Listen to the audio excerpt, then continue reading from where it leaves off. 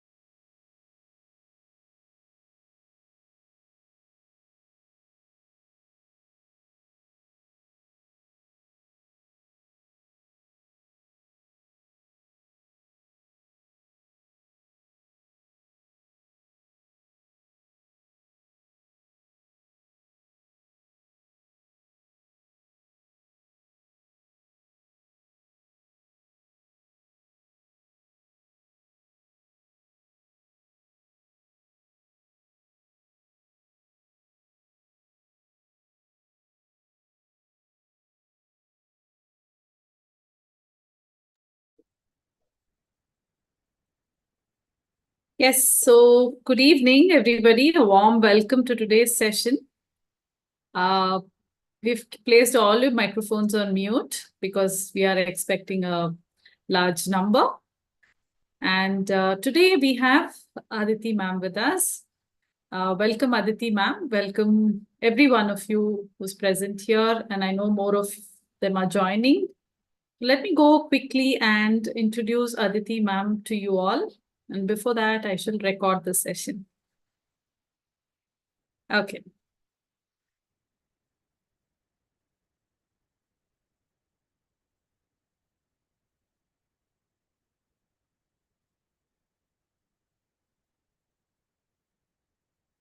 So Aditi ma'am is an experienced educator, trainer, curriculum designer, and a language learning expert. She heads academic excellence and impact at an edtech company which provides skill-based and joyful online English language learning. There are over 7 lakh children on this platform. In the past decade, she has designed one of India's most premier in-school reading programs, which continues to benefit over 65,000 children between the ages of 3 and 10 today as well.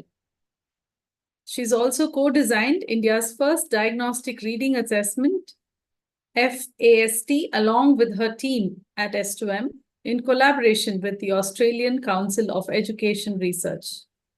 She's been trained in curriculum development, research, counseling, and coaching. She holds a master's degree in organizational and social psychology from the London School of Economics. She's fond of theater and dabbles in writing in her free time. When she's not traveling, she lives and works in Mumbai with her husband, his plants, and her books.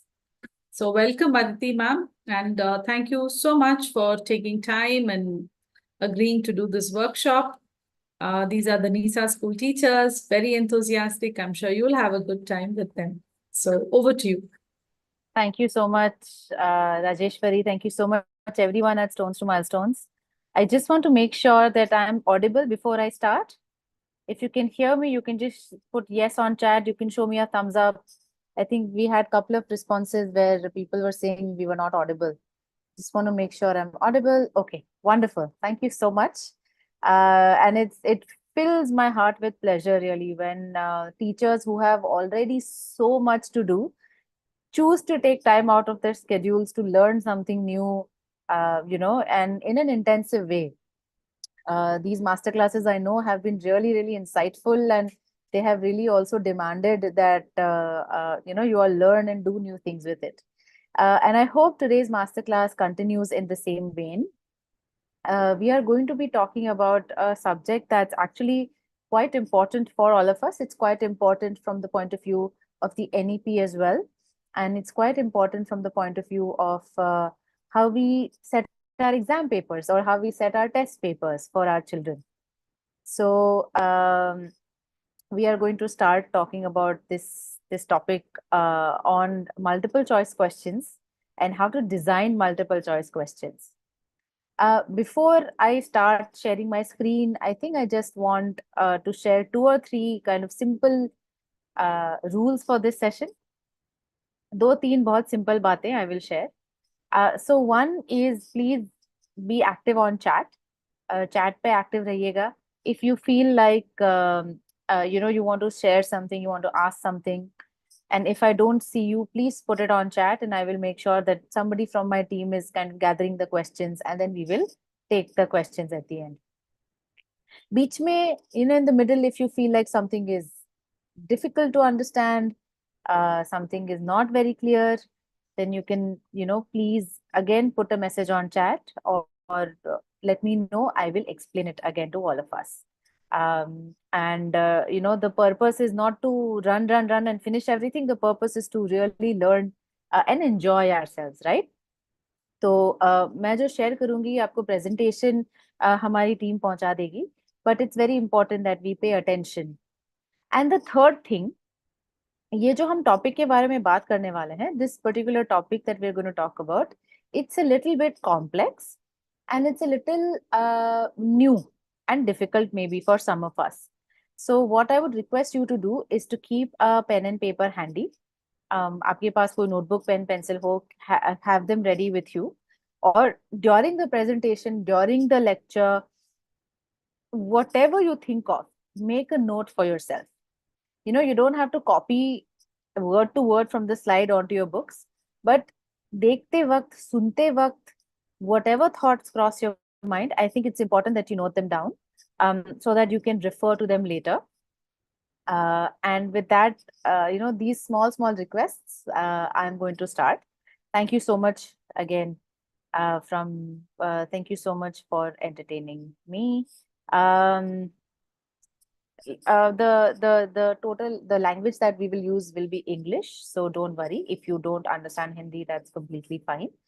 Because it was an introductory chat, I thought I will use both languages. But my husband very secretly tells me that my Hindi is quite terrible, so I'm not going to talk anymore in it. I'm going to share my screen, and I would request if you could let me know if you're able to see it, if the screen is visible to you.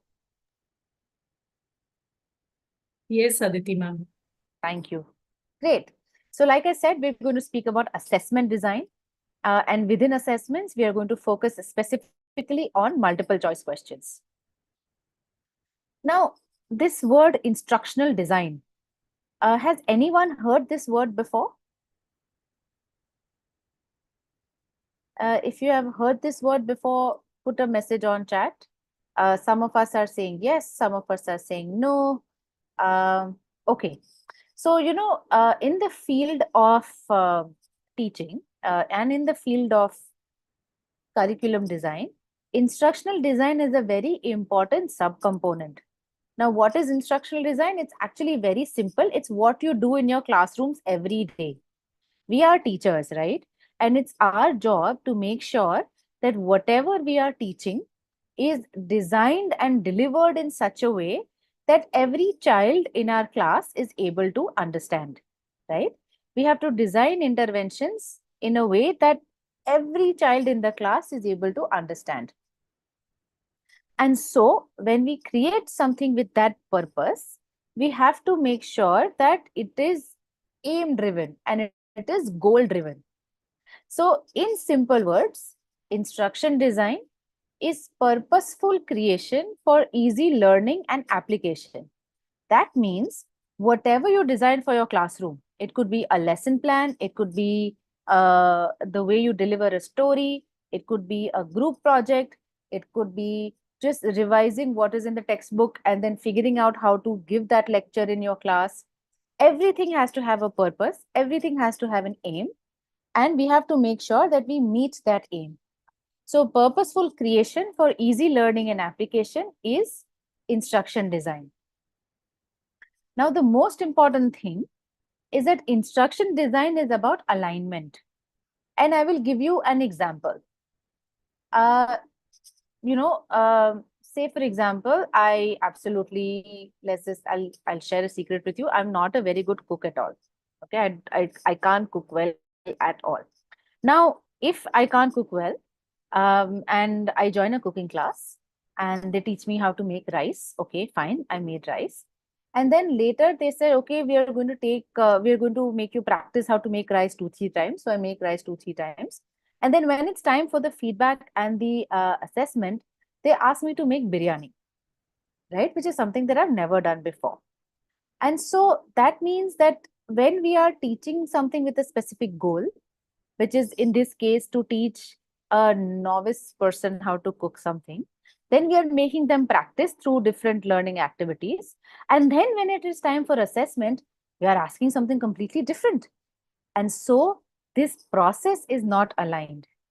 Instruction design is all about alignment, which means that your learning goals and objectives, there is somebody has raised a hand, and please put your questions in chat, and the team will kind of respond to it shortly. So this means that the learning goals and objective, whatever we have decided we will teach in our class, we will make that decision first. Then we will have a set of teaching and learning activities to kind of make sure that we meet that goal. And then when we do the feedback process, we have to make sure that what we have taught and how we have taught is what is being assessed, right? Instruction design is all about alignment. And why are we talking about instruction design in a session on assessments, right? That is most important.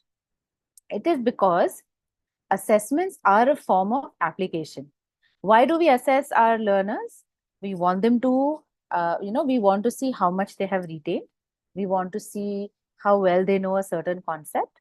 We want to see how well they can apply one certain concept, right? So assessments are a form of application.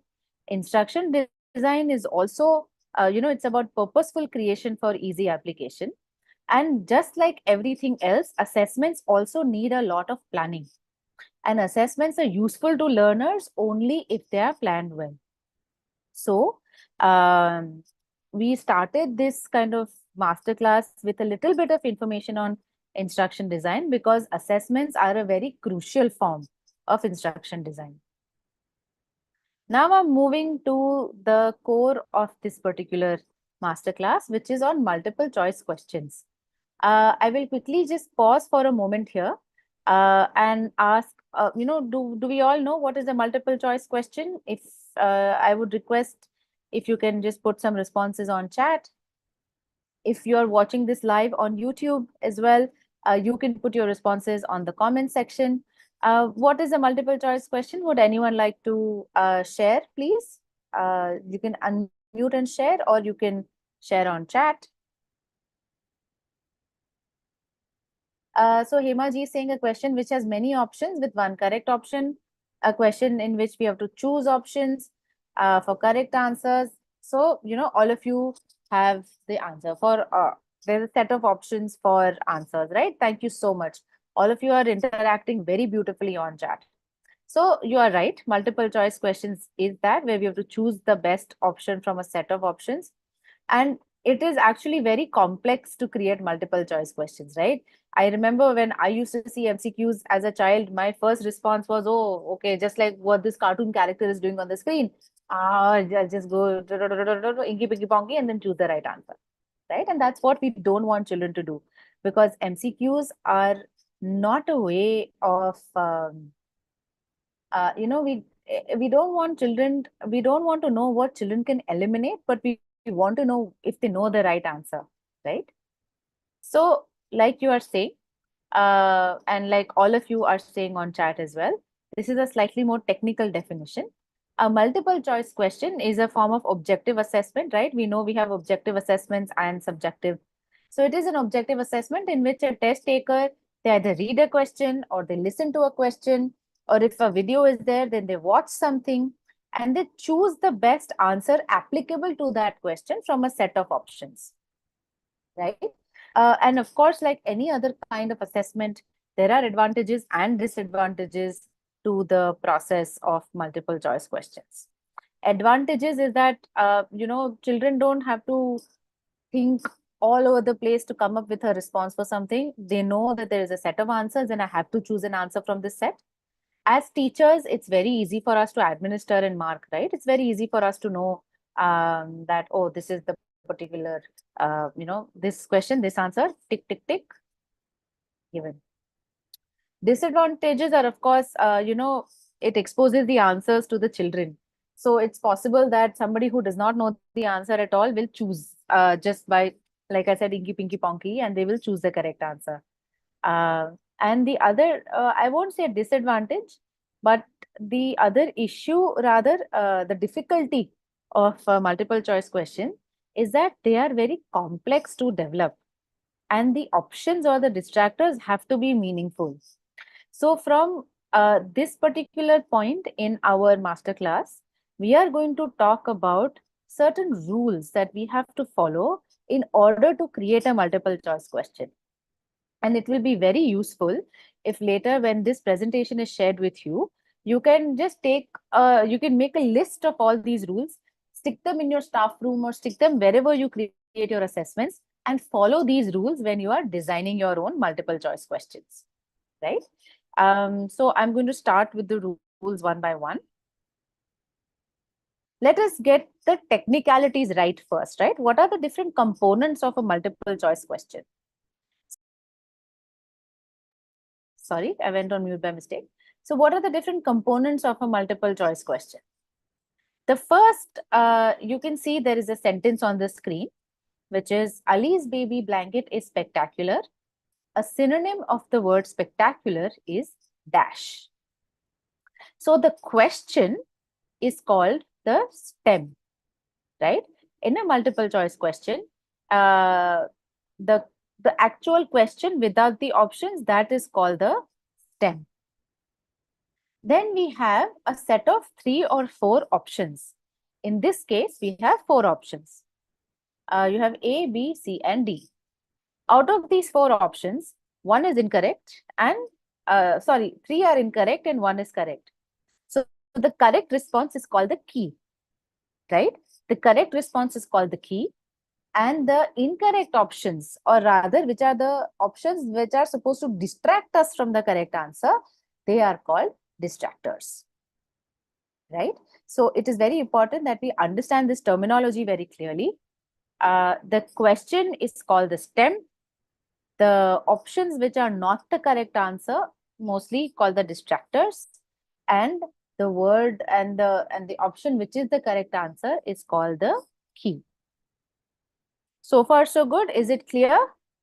You can just show a quick thumbs up or send a yes on chat if this is clear, right? The question is called the stem, the options are called the distractors, and the correct response is called a key. Thank you so much. Kanaka Durga ji has raised her hand. Ma'am, are you just giving a thumbs up? I think that's what you mean, right? Yeah, perfect. Super. Thank you so much. Okay, great.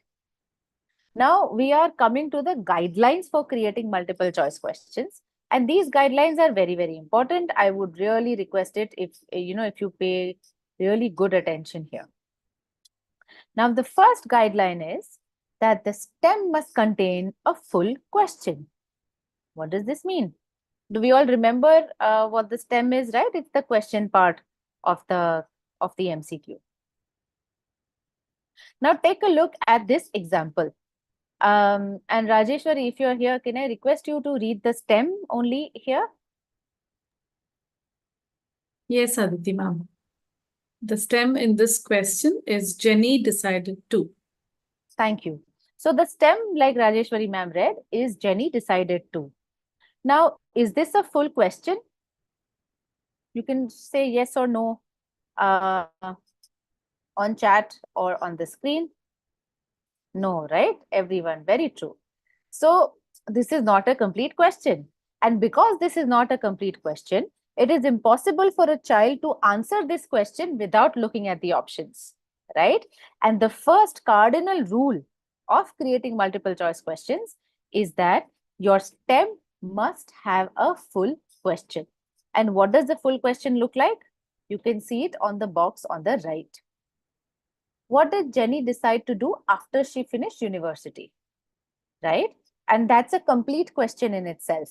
If you compare the box on the left and the box on the right, we have a lovely MCQ with a full question, which is what did Jenny decide to do after she finished university versus the earlier question, which is Jenny decided to dash, dash, dash.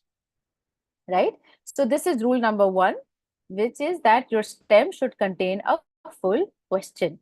And as you can see, the note at the bottom of the screen, the child should not need the distractors in order to understand the questions. If the child needs distractors in order to understand the question, it's not a well-framed MCQ. So that's rule number 1, the STEM must contain a full question. Rule number 2, where possible, avoid negatively worded STEMs. The rule is, where possible, avoid negatively worded STEMs. How many of you can give me an example of some words that could come in a negatively worded STEM? You can perhaps put your responses on chat. What are some negative words that we often use in the question part or the STEM of a multiple choice question? Correct, Rajesh ji, not, don't, yes. Like, which is not the right option? Hima ji, yes, absolutely correct. Wonderful. Anyone else? No, not, don't, did not, haven't, cannot. Wonderful, right? So all of you are giving multiple responses. Like Preeti ji is saying also not similar. Very good. So if you look at this question, which of the following cities is not located in Asia? The negative word in this STEM is not, right? And all of you are giving absolutely correct responses. Which of the following cities is not located in Asia? And the options are London, New York, Lima, and Seoul. Now, what do you think is the issue with using not in the STEM of an MCQ? Why do we say? Okay. Hima ma'am says confusion. Rajesh ji says the STEM is fine. Yes, Rajesh ji, absolutely. The STEM is absolutely fine because it contains a full question. But the issue here is with the word not, right? And there are different ways of phrasing this. Like if you want to use a negative, they may be phrased in a different way. Like which of the following cities is located outside of Asia? And like Hima ji, Anamika ji, they're all saying they can confuse the students. And see, it's very clear. Sometimes what happens is that students often fail to observe the negative wording because they are reading the question paper quite fast, right? They fail to observe negative wording, and so it can confuse them. And as a result, students that are familiar with the material also make mistakes on negatively worded questions. So it's not a right kind of assessment of the child's application or the ability in this way. And I'm absolutely enjoying your responses on chat because you're all on point and absolutely accurate. Now, in the rare case that you do want to use a negatively worded STEM, because I know that in the board papers, in certain state exam papers as well, in the MCQ sections, they still do use negatively worded STEMs, right? So in case you want to use a negatively worded STEM, please make sure that the negation is in bold or underlined. And Rajesh, you're right. It does depend on which class we are assessing. But the point is, Rajesh, in any assessment, we don't want to confuse the child. If we want to test what the child knows, there are so many ways of testing it without using a negative word in the STEM. Or if we do want to use a negative word in the STEM, then it is always best to use it in bold and in underline. Because if we are using if you're using negation from the STEMs, the purpose is sometimes in multiple choice questions, no, I feel like as teachers, we do have a big, we do feel like, oh, let me see if I can trick the child, or, trick, we can have a trick question here. And in language specifically, it's actually not the wisest thing to do, because English is anyway a second language for us, right? It's anyway a foreign language for us. And we don't need to make it harder for a child to do it just by introducing tricks like this. There are different ways to make an MCQ more complex, which is what we will also see during the course of this discussion. Thank you so much. This is great. So rule number 3. So we have done 2 rules so far, and 2 rules you have all grasped beautifully and significantly and very, very easily. The third distractor is ensure that the distractors are grammatically consistent with the stem. And this is such an important point. And this is where a lot of our teachers, a lot of us, while we are creating the question papers, this is where we tend to make our mistakes. Let us see this particular stem. Can I request somebody to unmute and read this stem? Actually, can I request somebody to unmute and read the whole test item? Anyone from our audience? Can I? Yeah. Yes, please. All right. So the baby baboon is called an infant, pup, kid, or a baby. Thank you, sir. And sir, what is the issue that you see here? The baby baboon is called an infant. Right. So giving away the answer by using the article "and," so it makes it absolutely easy that infant has to be the answer. Yeah. Yeah. So basically, it becomes like an elimination game for the child, right? They know that if there is an "and," I just have to look at the word with a vowel on it, and it will be the right answer.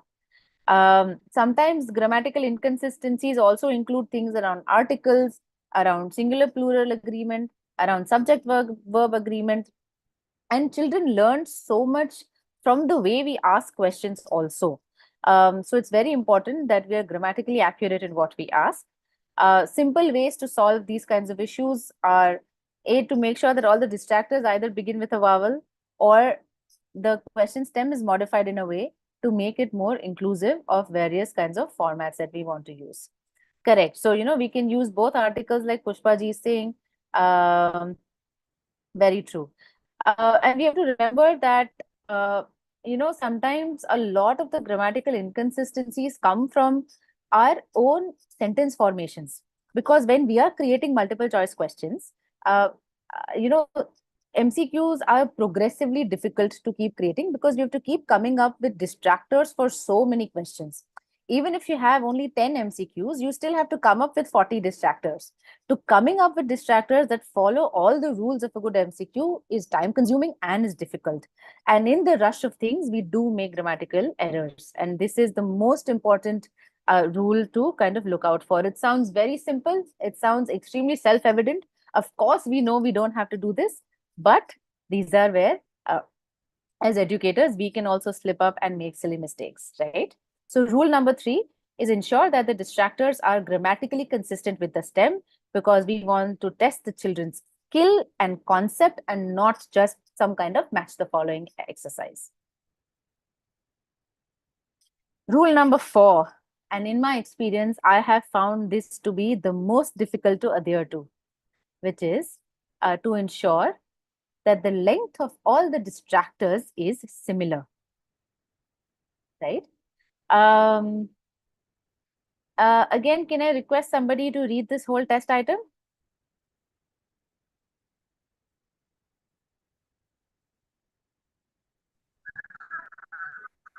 Yes, Yes. Priyam ma'am, yes.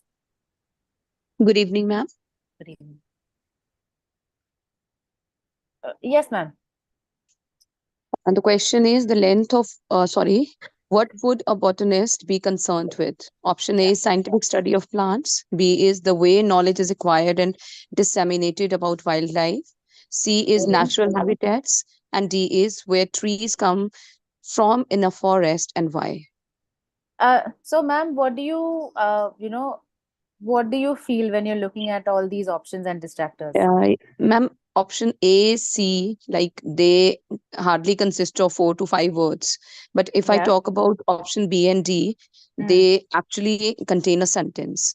So I don't think that there is a kind of, whatever distractors are being given, Hmm. their length is not at all similar. And when the length is not similar, ma'am, what happens?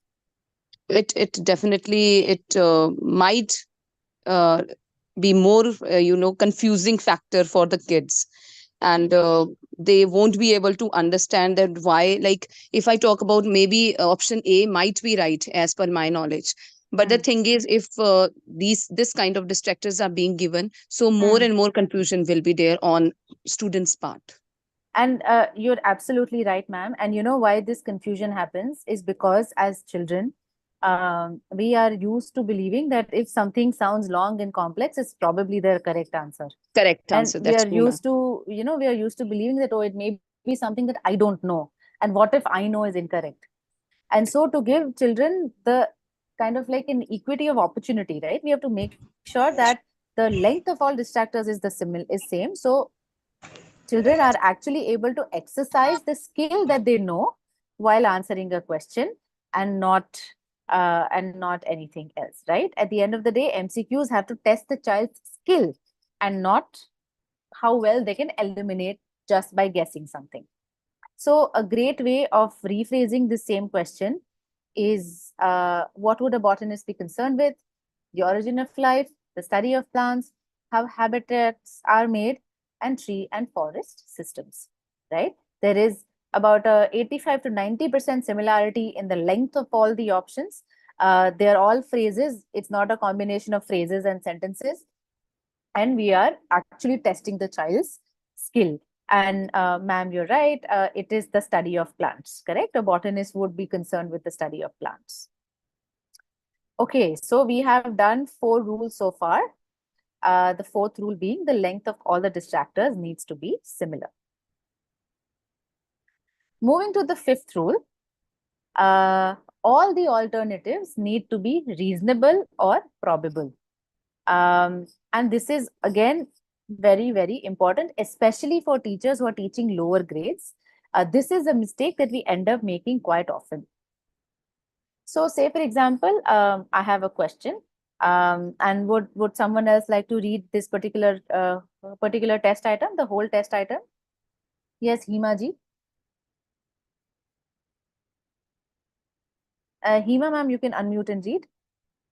Fifth is all alternatives need to be reasonable or probable. So the question is, which of the following items has the highest protein content?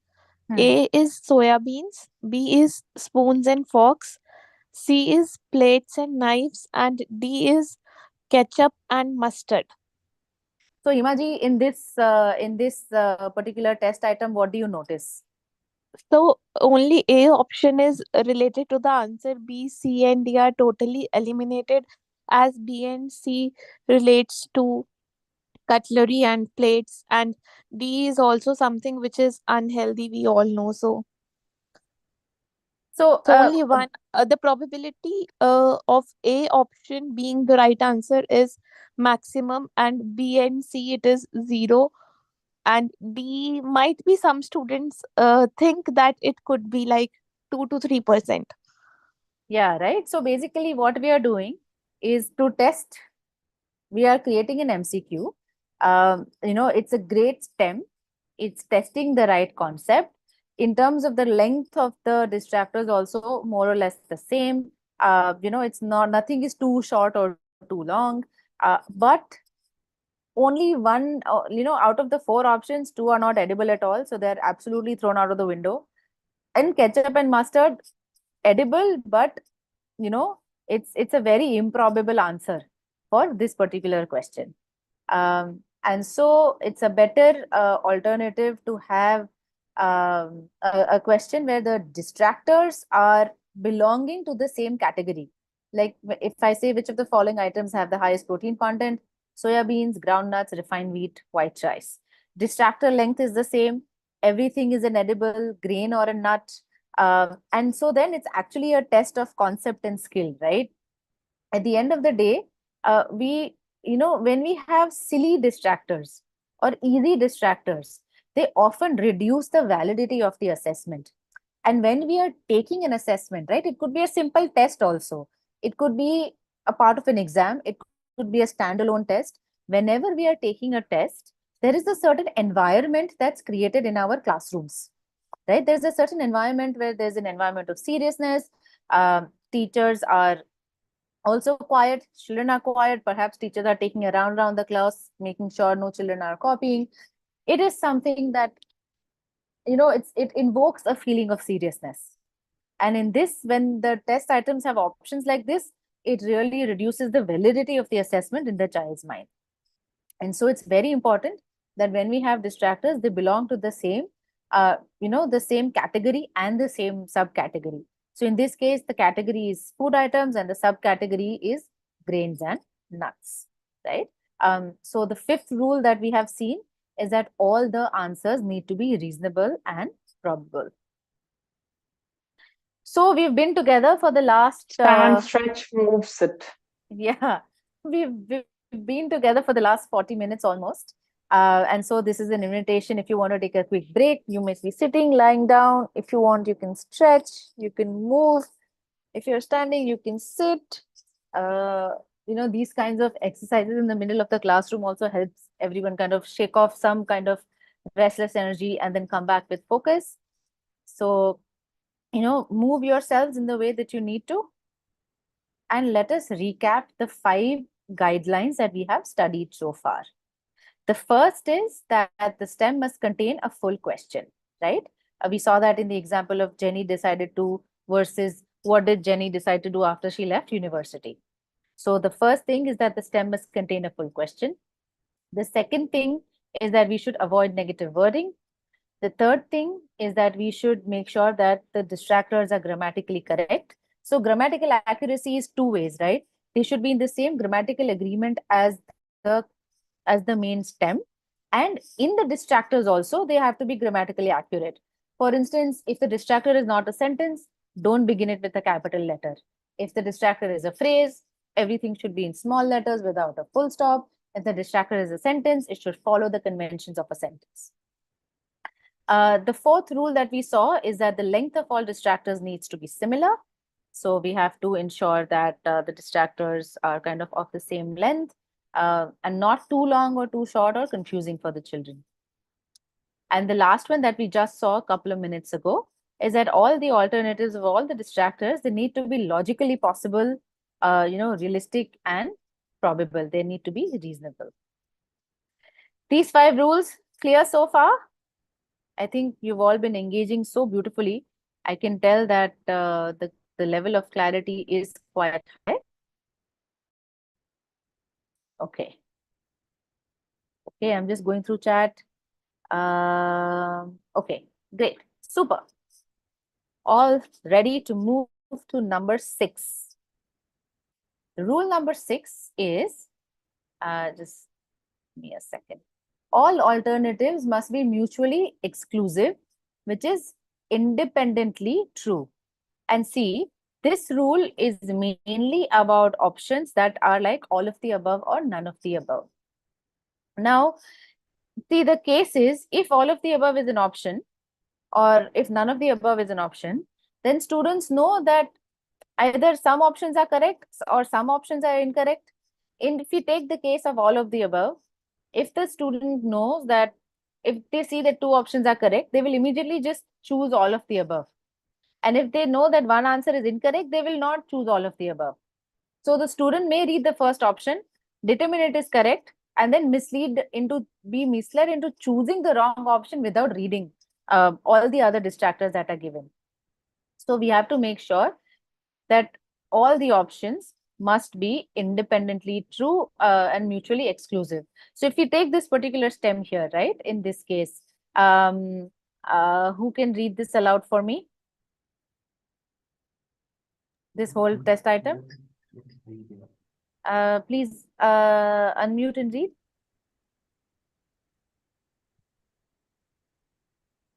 Anyone?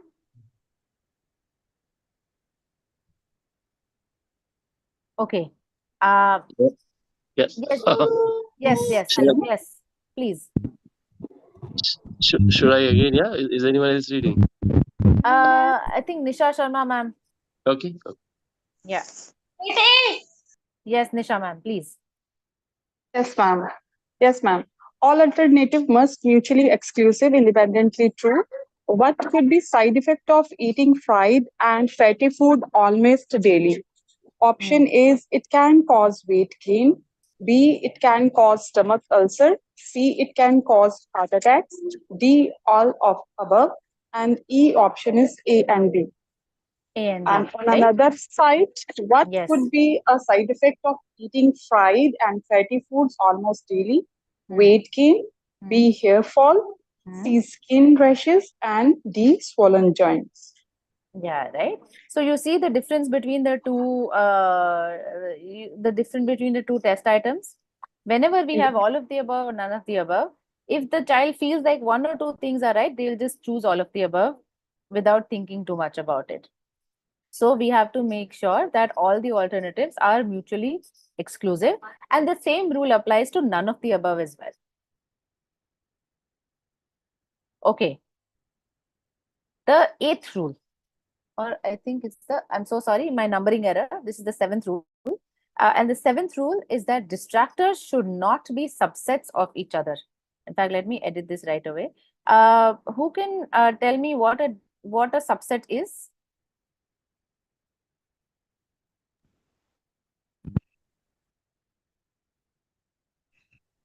What is a Good subset? evening, ma'am. Hi, ma'am. Yes, please tell me what is a subset?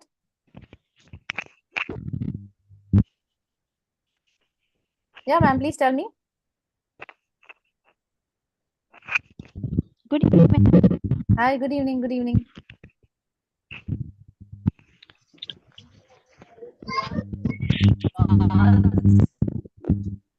Yeah, ma'am. Can you? I think there's a network issue. Who can tell me what is a subset? Hello. Yes, Hi, ma'am. ma'am. Yes, hi. Yeah. Distractors should not be subsets of each other. Yeah, what is the meaning of subsets? Here, I have no idea about it actually. May I, ma'am? We are in the option we have, in the chat we have some lovely responses coming in. Part of a whole, group of the same thing, subpart of a set, right? You are very right. So a subset is something that is a part of a whole, right? Like if we say, what is common between, say, India and Asia? India is a subset of Asia because Asia contains India. What is the subset?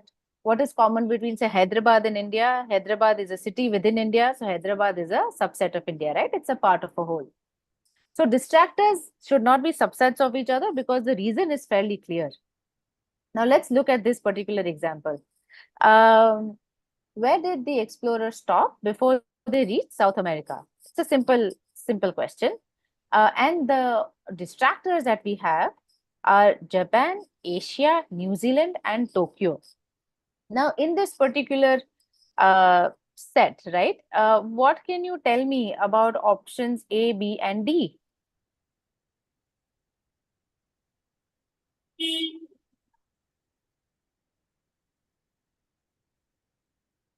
What can you tell me about options A, B, and D in this particular slide? Rajesh Ji is saying Asian, okay. Anyone else?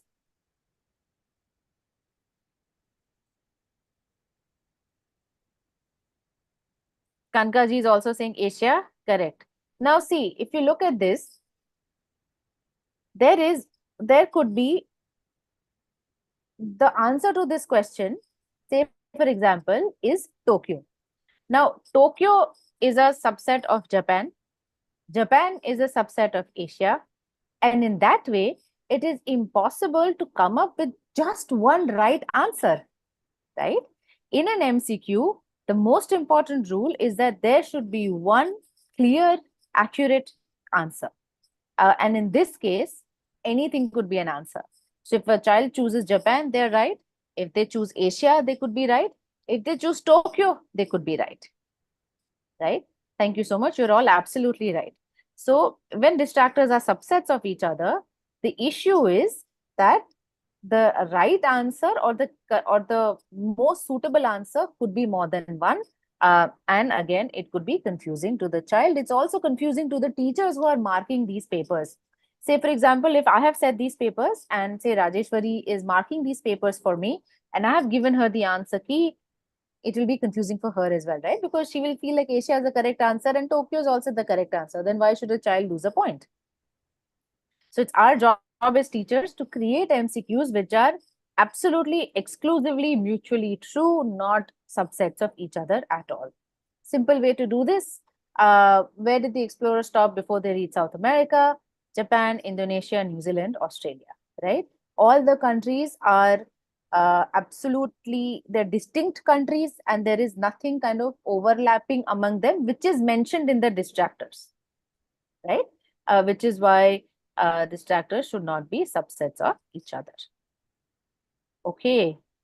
So rule number 7, we have covered. Going to rule number 8, which is similar to rule number 7 in a way, is that distractors should not overlap in meaning. And very simple way to see this, is here. Can I request somebody to read this whole test item, please? Who would like to read this test item? Ma'am, how did Hari feel after his new neighbor arrived? Option A, he believed things were better in the past. B, he felt things could be never be the same as before.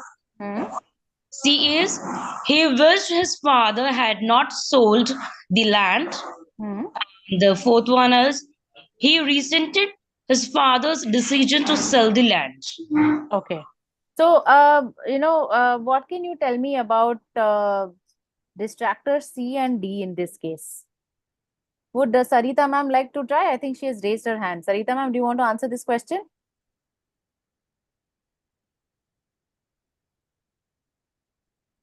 Okay. Anyone else? What is the issue in distractors C and D specifically? You can even respond on chat if you wish. Selling the land, okay. Not quite true. Look at the main point that we are looking at, right? We are looking at distractors should not overlap in meaning. Who can tell me what the word resented means?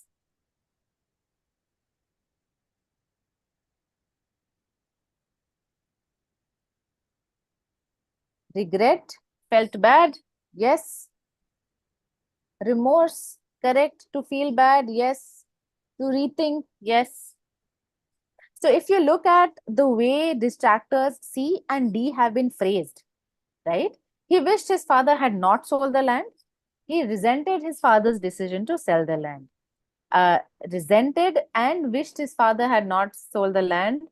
They are all absolutely, they are kind of similar in meaning.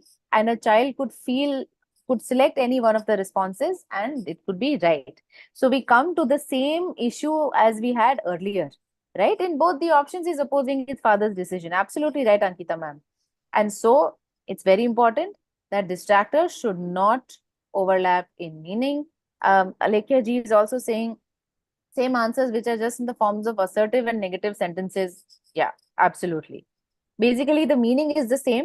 And if the meaning is the same, we are breaking the most important rule of creating MCQs, which is every question should just have one accurate response. So a better way to phrase it would be, option C could be he was unsure about what to expect and he resented his father's decision to sell the land. Nikita ma'am is saying indignation also. I think, ma'am, and you're kind of saying this in response to what the word resent means. Yes, it could be indignation as well. Very true. So rule number 8 is that distractors should not overlap in meaning. Okay. Moving on to the next rule. number 9, and this is the last rule for the day. Rule number 9 is that distractors should be simpler to understand than the test item, right? Rule number 9 is that distractors should be simpler to understand than the test item. Whoa, and let's check this out.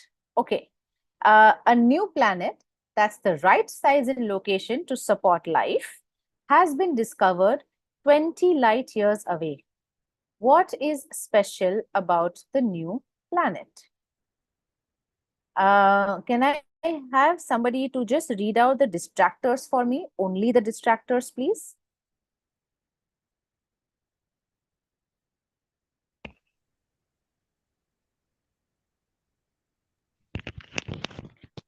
Mhm. It is relatively close to planetary body. There is a possibility that conditions exist which would support unknown organisms. The planet is approximately the same dimensions as Earth. It is likely to only take 2 decades to travel there. So, sir, what are you noticing about the way these distractors are phrased? Sunita ma'am is saying she's unable to hear me. Is everyone else able to hear me clearly? Just a quick check. Yes, ma'am. Yeah, we you are. can. Yeah. Okay, Yeah, yeah. great. Okay. Yes, ma'am. Okay, Yes, so ma'am. in the way these distractors are phrased, like you take a look at the test item and you take a look at the distractor, what can you tell?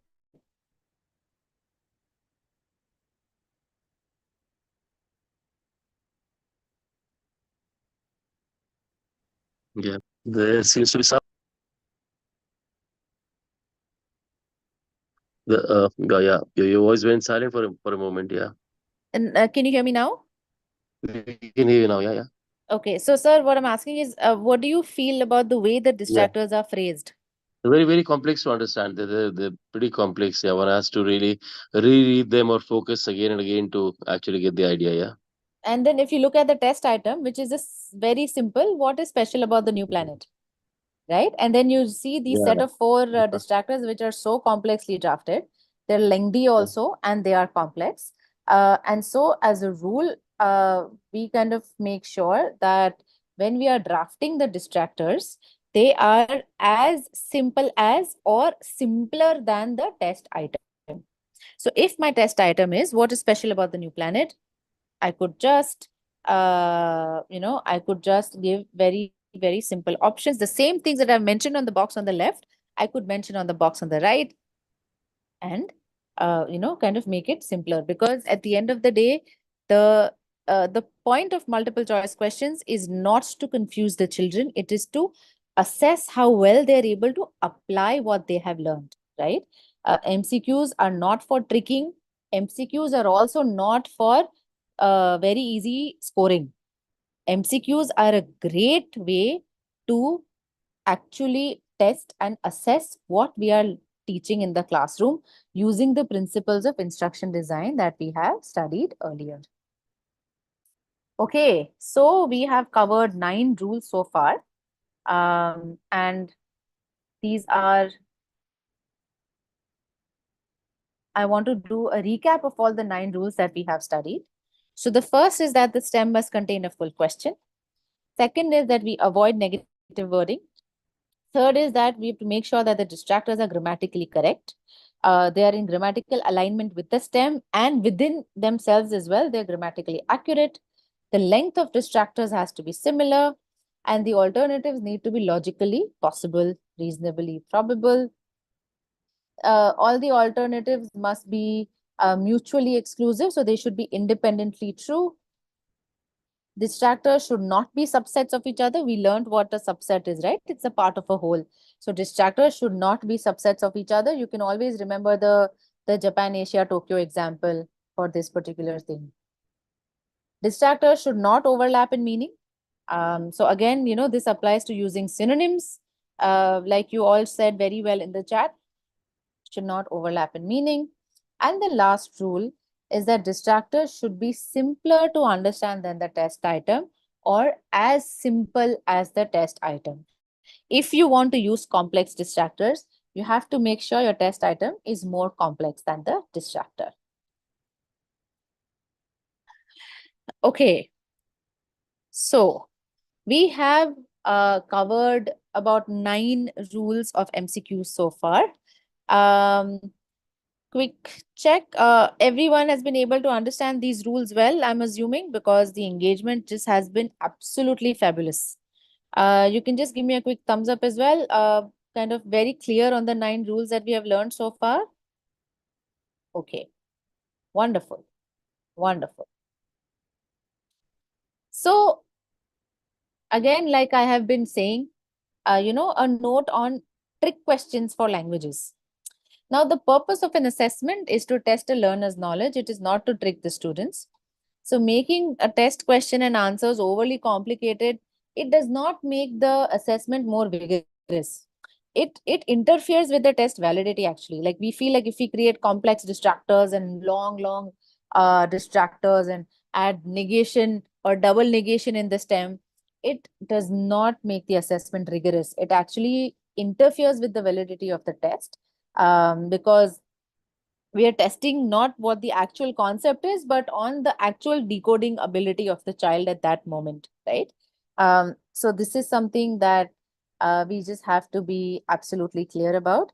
Every time you feel like drafting a very lengthy, very complex MCQ, just think of this session, think of all these rules, and then take a call on what you want to do. Now, all of us know that HOTS is a big thing, right? We're all talking about HOTS, and HOTS is all higher order thinking skills. And, some of us may feel like MCQs are great only for assessing simple things, but no. MCQs are great for assessing higher order thinking skills as well. And there are certain tricks that we can follow to convert a simple MCQ into a higher order thinking skills question.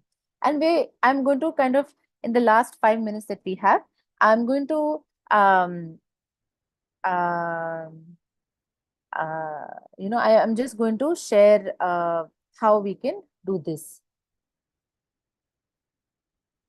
So everyone is asking for a PDF file. I think Rajeshwari, we will be able to send something after this call is over, right? Yes, ma'am. So don't worry, teachers, a PDF will be sent to you after this particular session. Now, do you all remember Mr. Bloom, our most favorite educator friend, Bloom, right? And we remember Bloom's pyramid as well of skills. And we know that the most basic skill is at the bottom, which is remember. And as you go up the pyramid, we come up to slightly more complex skills. Bloom's taxonomy. And the highest order in that taxonomy, the highest skill is that of creating. So see, remembering is a basic skill. And the categories above understand in the taxonomy pyramid, if you see above understand, the categories are, they are higher order cognitive. And if you look specifically at apply, analyze, and evaluate, they can be very well assessed with multiple choice options. And that's why I say that MCQs are great as a way of testing HOTS, because we have to, make sure that MCQs are, they're also equally challenging in children like attempting MCQs. So apply, analyze, and evaluate kind of questions can be very well created using MCQs. And these are some techniques to draft a HOTS question, right? So the first is use memory and application, and we will look at all the examples also, so don't worry.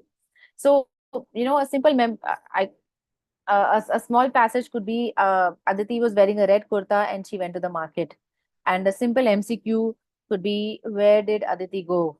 Market, school, post office, bank. So it's a simple memory question. You read what's given and then you immediately give the answer. Memory plus application increases the increases the higher order nature of that particular question, and we will look how. So the key to creating memory plus application questions is to actually connect them to real life situation. And when the child is able to imagine a certain real life situation, they will remember the facts and then they will apply the facts to a situation. So let's take a very simple example of memory and application. So this question is only to assess memory, which is, which description best characterizes whole fibrous foods, right? Out of these food items, what is something that is a whole fibrous food? Jawar paratha, yes, Prachi ji, you're absolutely right. the option is C. It's a very simple memory question. Can somebody also tell me, just digressing a little bit, what is the issue with these particular distractors? Can you tell me what rule this distractor is breaking from the rule that we've studied?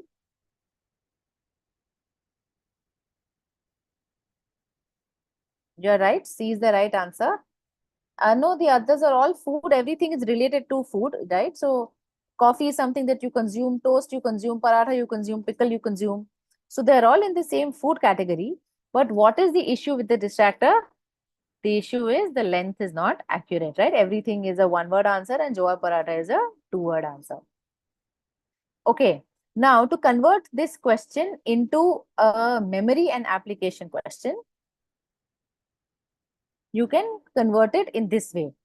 Susan's breakfast this morning included a cup of coffee, a slice of toast, a small bowl of cereal, and jawar paratha with pickle. What whole food did Susan eat for breakfast? And then give the same options. So let children kind of, look at what she's had, try to visualize it, try to visualize what each food item is, and then pick the whole food item for this particular option, right? So we have converted a simple memory question into a memory plus HOTS question, a memory plus application question, and we've converted it into a HOTS question. Now, the second way to convert a question into HOTS is to make the children give a reason for the answer that they're choosing. So let's take this as an example, right?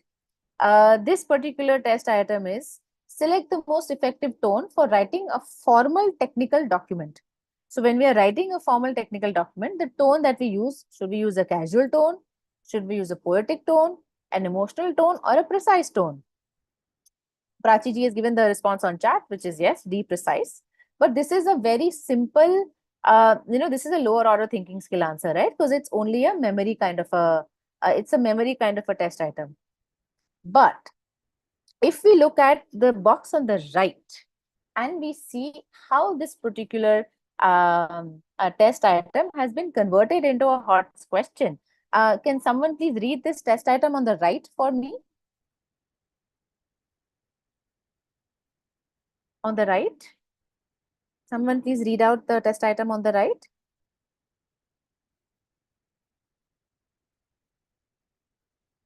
Okay, Rajeshwari, can I request you to read it out? No, I think Renuka ma'am is unmuted. Okay, Renuka ma'am, please. Select this. Yeah. May I? Yeah, please. Select the sentence that best shows how to start a technical document. A. Once upon a time in the world of technology. B. Hi there, folks, ready to dive in.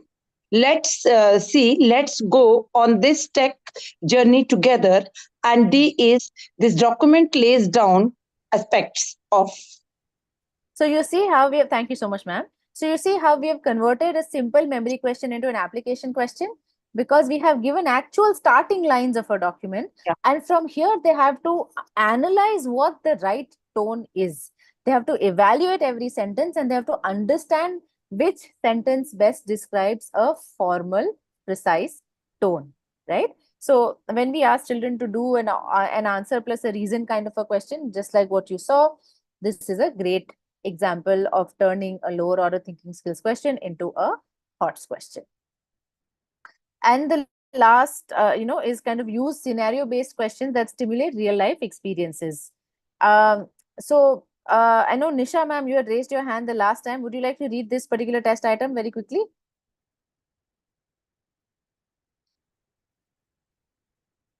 Is Nisha ma'am here? Okay. Yes, ma'am. Yeah. What is the first concern of medical experts in an ambulance at the scene of an accident? First is A is immediate life-threatening issues. B, calling the injured family members. C, giving instructions for follow-up. D, ensuring emotional well-being. Right. So this is a simple, this is a simple question. It's a memory question. Now I can convert this question into a scenario where I can give examples, and I can ask that an ambulance arrives at the scene of an accident and there are 3 people who are injured. One has minor bruises, a second is moaning in pain, and a third is quickly losing blood from a head injury. Why does the doctor treat the head injury as the highest priority? Right? So you see how we have kind of twisted the question and we have asked them to identify which of these is actually life-threatening and why, and then give a response, right? So scenario-based questions are a great way to they're a great way to give a higher order thinking skill question. And Parvati ji, actually the real answer in this particular case is, you're right. The answer on the left is A and the answer on the right is B. And then the last thing that you can do to create a visual in the, to use visuals as MCQs, and visuals are also great. You can have a visual. The question could be, what is the best description of what this image is trying to convey? Have an image there, let people see it, and then answer the question, right? We all have the liberty to use certain images at our disposal now, and images are a great way to boost the quality of the MCQ and the level of the MCQ as well. So we have been together for the last hour. We started at 5:06 and it is exactly 6:06 right now. So first I want to thank all 212 of you to, for being here on Zoom with me. And I know there are many more on YouTube as well. So many, many, many thanks to all of us. And I would love it if maybe, some of you could share a quick takeaway in terms of what you learned and what you felt in this particular class. I would just love to hear a couple of responses. You can unmute and share your responses as well.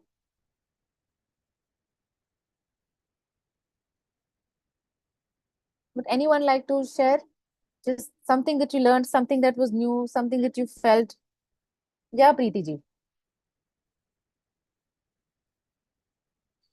Good evening, ma'am. Hi. So I have learned many things as being an English teacher. Actually, always some points which we also not thinking in deep what you have shared with us. Yeah. Actually, we are not going in depth of that. Actually, most probably the length that I also feel that we should see the length of the options even. Whatever Yes. you said, and it was really a wonderful session, and I must say it is a lifetime use session, I must say. Thank So you, ma'am. thank you for such a wonderful session, ma'am. Thank you so much. Pushpa ji, don't worry. We are getting all your responses. Thank you. Yes. Yeah. Sorry. So thank you very much. Yeah, I mean, it was all absolutely wonderful. I thought we had we not been aware of yes. it. Can you hear Yes, us? yes, Can you hear me? yes, I can. Yes, I can. Okay. So I guess we were making multi errors previously. I think designing the multi-choice question. Yeah, Yes. I never thought. I mean, using a negative tone or a connotation or a negative word would actually take away from the the stem of the question. So that's a great learning. Also, all the other things. I think it was wonderful and great learning, as the previous teacher said. Yeah, you're going to use Thank you. all of that the next time when we design one. Thank you. Yes, ma'am, we have enjoyed a lot and learned many more new things here in this platform. It is very, very amazing. Wonderful, good. And hats off to the mentors like you that you are giving us such a knowledge. Heartily thanks to everyone, you and ma'am also, that we are a part of your platform. Thanks a lot, ma'am. We are very grateful. Thank you so much.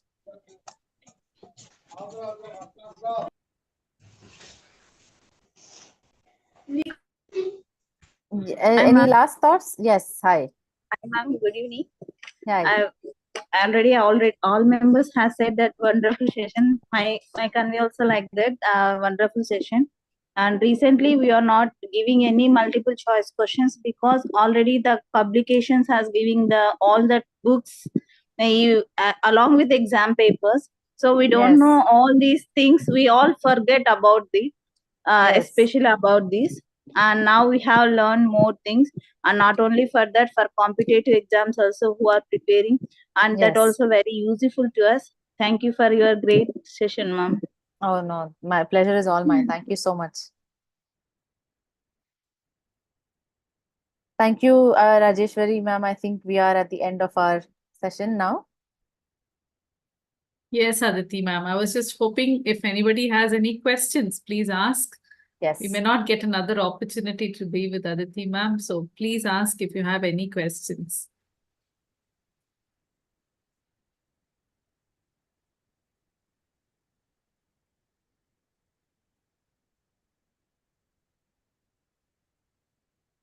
I think there'll be more questions once we share the PDF.